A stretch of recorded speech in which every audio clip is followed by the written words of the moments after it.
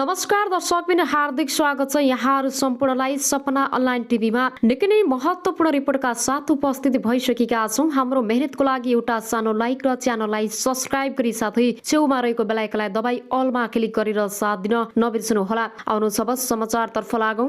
बन्द कोठाभित्र एक जोडीले नाङ्गै भएर एकअर्कालाई 15 चोटि छुरी हानी हत्या गरेका छन्। सङ्खुवासभा जिल्ला घर भई हाल काठमाडौँ बस्दै आएका 15 वर्षीय अनिस जिमी र 22 वर्षीय युवतीका साई एउटै कोठामा छुरी हानाहान गरेर मृतक अवस्थामा भेटिएका छन्। के कारण कसरी यस्तो घटना भएको हो भन्ने बारे अहिलेसम्म पत्ता लगाउन नसकिएको अनिसको आमाको भनाइ छ। युनिका र अनिस पहिलेदेखि माया प्रेममा रहेको आमाको भनाइ छ। घटनाबारे प्रहरीले अनुसन्धान भइरहेको जनाएको छ। उनीहरू प्रेमी प्रेमिका रहेको भने खुलेको छ। घटना भएको राति लगभग 11:30 तिर आफूले थाहा पाएको अनिसकी आमाको भनाइ छ। ढोकामा पुगेर आफूहरूले हेर्दा छोरा अनिस ढोकाको छेउमा र युनिसा चाहिँ नाङ्गै ओछ्यानमा रगत बगिरहेको अवस्थामा फेला परेको अनिसकी आमाले बताएकी छिन्। 5 मिनेटभित्र नै यस्तो घटना घटेको उनले बताएकी छिन्। केटाकेटी दुवैले नै रक्सी सेवन गरेको अनिसकी आमाले बताएकी छिन्। अनिसले 2वटा गिलास लिएर गएको आफैले देखेको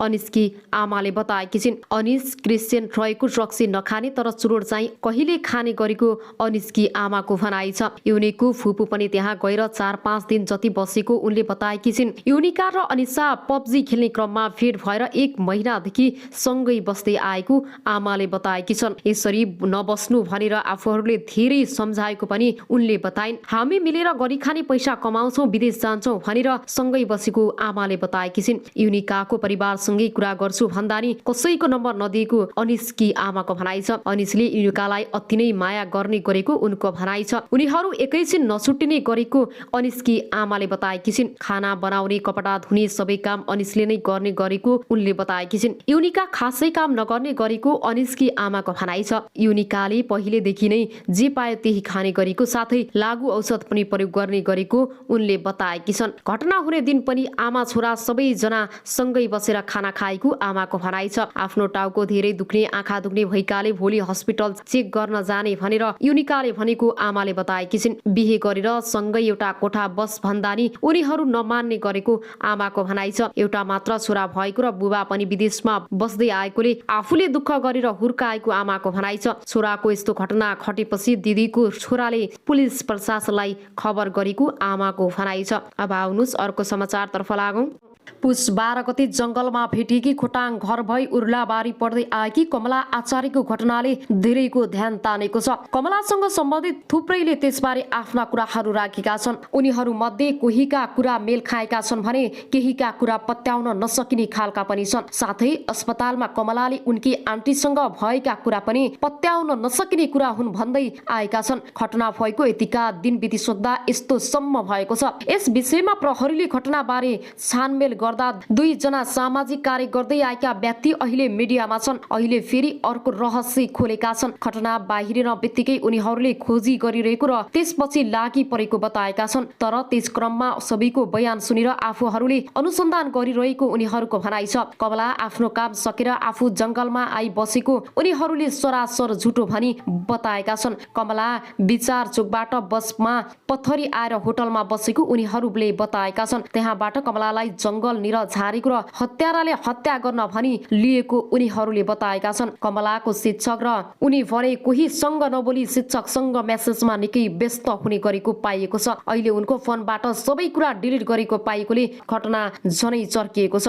आज घटना भएको 12औं दिन भइसक्यो। शिक्षकले सिधै आफैले जंगल लगेर छोडेको भन्दा पनि किन समातिएन? पहिलेदेखि शिक्षकले ल्याउनु पुर्याउने गरेको पनि प्रश्न देखिएको छ। फेरि उनको आन्टीले पनि शिक्षकसँग पठाएको खुलेको छ र कमला सीसी क्यामेरामा पनि त्यस दिन देखिएकी छन्। त्यस लगत्तै होटलमा बसाएर उनले औषधि सेवन गराएर जंगल लगी छोडिएको छ। यसबारे शिक्षकसँग पनि पहिलेदेखि आउने जाने गरेकोले के सम्बन्ध थियो, कस्तो थियो, यसबारे प्रश्न पारेर ल्याउनै पर्छ र शिक्षकले किन जंगल छोडे भन्ने कुरा बाहिर ल्याउन र दोषीलाई कारबाहीको माग गर्दै उनको परिवार पुरै रोडमा उत्रेका छन्। कमला पढ्नमा एकदम ट्यालेन्ट र कसैसँग नजिक नहुने, कसैसँग नबोल्ने, आफ्नै काम र पढाइमा बिजी हुने मान्छेलाई आखिर कसले यसरी फसाए त? नेपालमा गरी खाने र प्रगति गर्ने मान्छेलाई आखिर पछाडि पारेरै छोड्छन्। यस्तो के हुँदैछ? आखिर न्याय कानुन के भयो भन्ने मान्छे पनि पशु सरह मारिएको छन्। कुनै न्याय कानुन आजसम्म कसैलाई मिलेको छैन।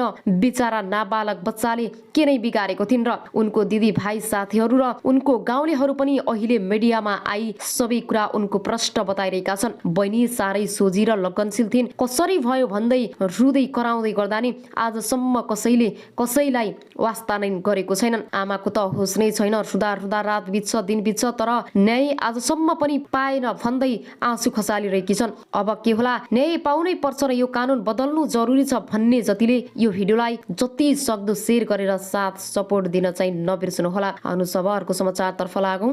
उनको आमा बुबा घर परिवार न्याय माग्दै छटपटाउँदै रोडमा भौतारिरहेका छन्। आखिर यो देश नेपालमा आजसम्म पनि यस्तो किन भइरहेछ भन्ने कुरालाई तपाईहरू सम्पूर्णले कमेन्ट्स बक्समा गएर कमेन्ट्स गरेर साथ दिन नबिर्सनुहोला। र आज उनको शिक्षकले पनि किन यस्तो गरे र सही किन बोलेनन् र उनको अन्टी भन्नेले पनि सही बयान किन दिएनन्? किन लुकाइरहेका छन्? एउटा नाबालक जस्तै बच्चामाथि यति ठुलो अपराध र अपहरण गरेर आखिर के नै पाए? यतिका दिनसम्म किन घनघोर जंगलमा छोडे? आखिर उनको अन्टीले किन खोजी गरिनन् र उनको शिक्षकले किन जंगलमा छोडे भन्ने कुरा अझै प्रष्ट भएको छैन। हाम्रो देश नेपालमा आखिर कहिलेसम्म यस्तो चल्ला र यसरी नै कति दिन बित्लान्? आजसम्म कति ठुला घटना घटे, कति अपराधी समातिएनन्, कति घटनाहरू लुकाइए। आखिर जनताले कहिलेसम्म यस्ता पीडा लुकाएर बस्छन्? कहिलेसम्म यस्तो सहने दुखी गरिब जनताले कहिले हो न्याय पाउने? दुखी र गरिबले मर्दासम्म पनि न्याय नपाउने कस्तो कानुन हो यो? कस्तो न्याय हो यो? कस्ता मान्छे हुन् यी? कस्ता नेता हुन् यी? अब सबैजना एक हुनुपर्छ र जनता मिली कडा भन्दा कडा कानुन बनाउन जरुरी छ भन्ने जतिले कमेन्ट गरेर यो भिडियोलाई अन्तिमसम्म हेरी एकदम धेरै भन्दा धेरै शेयर गरेर साथ दिन नबिर्सनुहोला। धन्यवाद।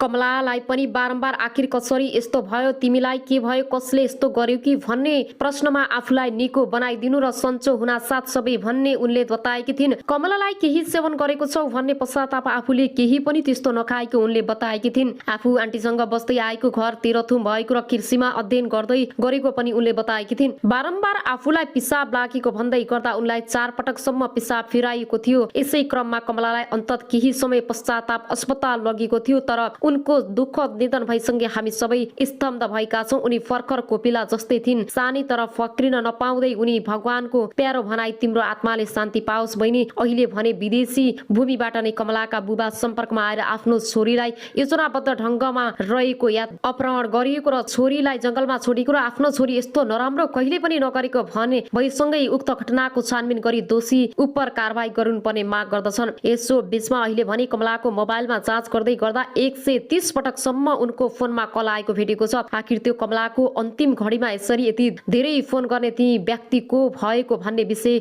उप छानबिन भइरहेको जानकारी छ। यति मात्रै हैन, कमलाले आफूलाई रातको 12 बजे अध्ययन ढंगबाट तर्साएको समेत भनेकी थिइन्। यति भन्दै गर्दा उनीलाई एकदमै धेरै असहज भइसकेको थियो र अन्तिम समयसम्म पनि आफूले सबै वास्तविकता बताउने भन्दै गर्दा कमलाले भने सामर्थ्य नै राख्न सकिनन्। अहिले भने मिडिया कमलाको घर खोटाङसम्म पुगेको छ। आमा अचेत अवस्थामा हुनुहुन्छ र आमा आँखाभरि आँसुहरू थिए। आफ्नो छोरीले भाइलाई पढाउँछु, आफू पढ्छु भन्दै गएकी थिइन्। कमला आफ्नो भगवान जस्तो छोरी भएको र फेसबुकसम्म पनि नचलाउने आमा सुधै बताउँछिन्। आफ्नो छोरीलाई त्यसरी त्यत्रो जंगलमा कसरी लग्यो र यो सबै नियोजित भएको भन्दै आमा डाक छोडेर रुन्छिन्। अब आउनुहोस् अर्को समाचारतर्फ लागौं। कमला आचार्य भेटेकै ठाउँमा अर्को शव फेला परेको छ।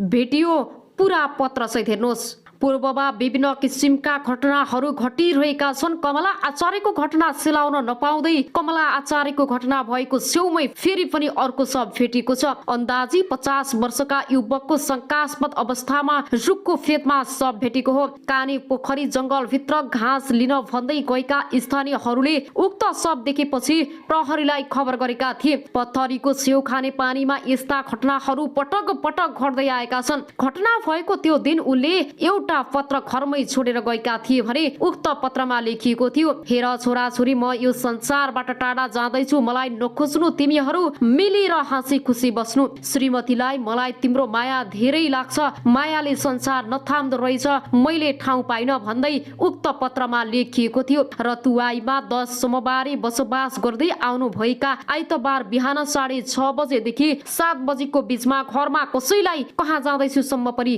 केही नभनी हिँडेको र त्यो दिन नफर्केपछि आफ्नो आफन्तकोमा जानु भएको भन्दै परिवारले खोज तलास गर्दा कहीँ पनि नभेटेपछि त्यसको भोलिपल्ट नै त्यस्तो दयनीय अवस्थामा सब फेला परेको थियो। अब आउनुस् अर्को समाचारतर्फ लागौं। कमलाका छिमेकीहरूले भन्छन् कमला 3 दिनसम्म जंगलमा होइन अन्तै बसेकी हुन्। कमला बस्दै आएको घर वरिपरिका स्थानीयहरू मिडियामा आएका छन्। कमला पढ्ने स्कुलबाट विराट चोक स्थित बुधबारे हटिया भन्ने ठाउँमा उनलाई उनकै शिक्षकले छोडेको कुरा बाहिर आएको छ। त्यहाँबाट कमला कता गइन् भन्ने कुराको खोजी गर्नुपर्ने उनीहरूले बताए। काने पोखरी छेउ भेटिएकी कमला गाडीमा गएको हुन सक्ने भन्दै विराट चोक एरियामा रहेको सीसी क्यामेरा फुटेज हेर्नुपर्ने पनि उनीहरूको भनाइ छ। उनलाई आफ्नो घर पनि स्कुलबाट फर्किँदा थाहा नपाउने भएकोले उनका शिक्षकले ल्याइदिने गरेकोले उनी एक्लै उर्लाबारी जाने कुरा पत्याउन नसक्ने उनीहरूले बताए। कमलाले अस्पतालमा आफ्नी आन्टीलाई बताएको अन्तिम बयानमा आफू साथीको उर्लाबारी जान बस चढेको, तर महिनावारी हुँदा बस चढेको कारण पाठेघर खसेकोले दुखाइ सहन नसकी त्यही झरेको बताएको उनकी आन्टीको भनाइ थियो। फुले विराट चोकमै मुसा मार्ने औषधि किनेको भनी कमलाले आफूलाई बताएको र जंगलमा गएर खाएको भनेको उनकी आन्टीको भनाइ थियो। तर साथीको घर उर्लाबारी गएको भनिएकी कमलाले विराट चोकमै औषधि किनेको भन्नु अपत्यारिलो भएको उनीहरूको भनाइ छ। उक्त घनाघोर जंगलमा एक्लै 3 दिनसम्म कोही पनि बस्न नसक्ने र महिनावारी भएकै कारण भर्खर 19 वर्ष पुगेकी कमलाको पाठेघर खसेको भन्ने कुरा आफूहरूलाई पत्यार नलागेको उनीहरूले बताएका छन्। कमलालाई अन्तै कसैले लगेर राखेर त्यही दिन त्यस जंगलमा छोडेको हुन सक्ने उनीहरूको भनाइ छ। कमलालाई औषधि खान पनि कसैले बाध्य पारेको हुन सक्ने उनीहरूले बताएका छन्। कमलालाई शिक्षकसँग पनि सोधपुछ गर्नुपर्ने उनीहरूको माग छ। साथै कमला कता गइन् भन्ने त्यसको सीसी क्यामेरा रेकर्डमा पनि सार्वजनिक गर्नुपर्ने उनीहरूले माग गरे। साथै कमलाले अन्तिम पटक भनेको उर्लाबारीमा कुन साथीले बोलाएको भन्ने कुरा, उनको फोन रेकर्डको पनि छानबिन हुनुपर्ने माग उनीहरूको छ। कमलाले औषधि विराट चोकमा लिएको भनेको बारे पनि उनीहरूले औषधि लिएको हो कि होइन भनेर विराट चोकमा रहेका औषधि पसलमा बुझ्न अनुरोध गरेका छन्। यदि उनले लिएकै हो भने कहिले लिएकी हुन् त्यो पनि खुलाउनु पर्ने उनीहरूले माग गरेका छन्। अब आउनुस् अर्को